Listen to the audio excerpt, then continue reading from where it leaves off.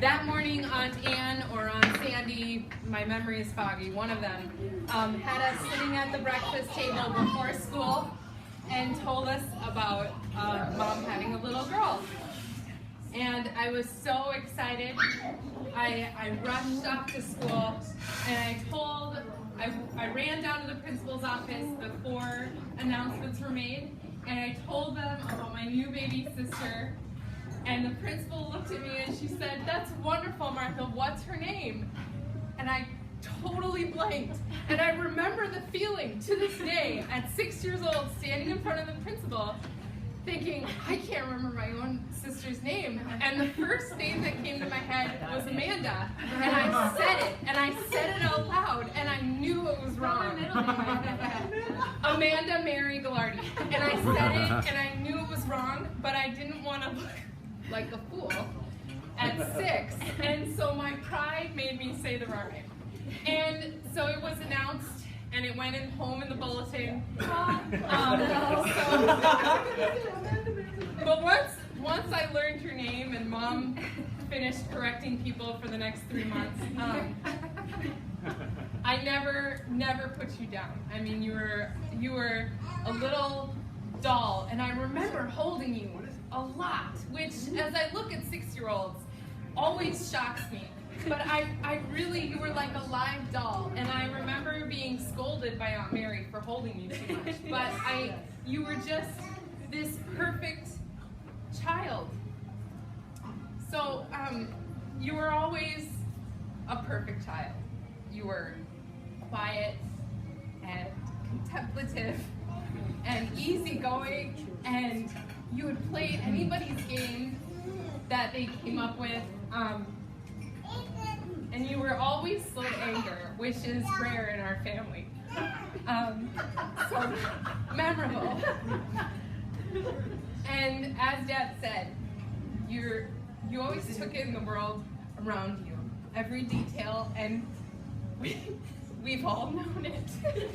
To that deep settling fear that we all realize that Elizabeth, out of all of us, knows everything that's going on. And when you do open up, though, it's always spectacular. From full performances of Cinderella to the A Moment of Silence poem about Dad and his moment of silence. For those of you who remember that was a pretty epic poem. You read it to us. It was a poem about Dad saying a moment of silence before prayers. And it was a page-long poem, and it took to the very end to him getting one moment of silence and then starting prayers.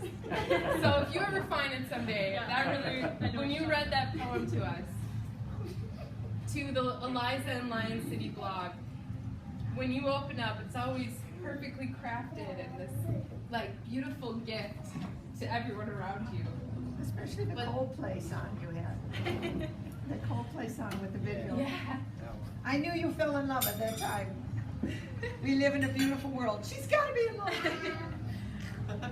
But the week that you and I got to spend in Australia, that for me was when you were no longer a perfect child, but an astonishing woman. You were an astonishing woman, and I can never thank you enough for your beautiful witness of faith at 16 years old.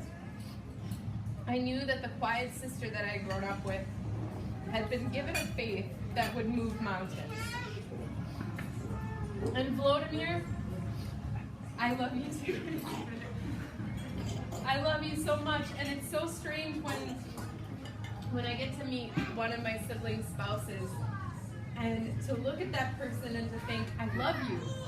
I don't know anything about you, but I love you because you love my sibling, and you love Elizabeth, and you make her just glow.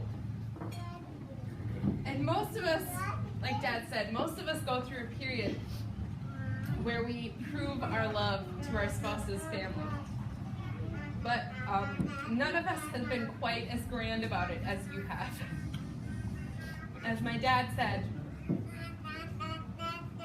your love and your hope for a life with Elizabeth has literally pulled you from everything that you know and love, which is so beautiful. And it means so much to us. You came halfway around the world to a strange place full of Kowalski's grocery stores and 11 siblings and 8 nieces and nephews and a corner room in your in-laws' house. But you came, and you came full of God and fully in love with Elizabeth. And like Elizabeth's faith, it moves mountains. And that is what is so beautiful about the two of you as a couple. Watching you over the last year has been such a joy for all of us. Your love is strong and it's patient. And you keep each other very balanced. And watching you navigate the journey to this day, which we're at, yay. Watching you navigate the journey to this day has shown your ability to work through so many hardships and lean into each other and to lean into God for support. And that's what makes a strong marriage. Learning to lean into each other and into God. And Elizabeth is, and she will continue to be the best version of herself because of you, Volodymyr, and what you inspire in her. And she will do the same to you. So, let's raise a glass. Sorry about that. Let's raise a glass to Elizabeth and Volodymyr, the newlyweds. Cheers. Cheers.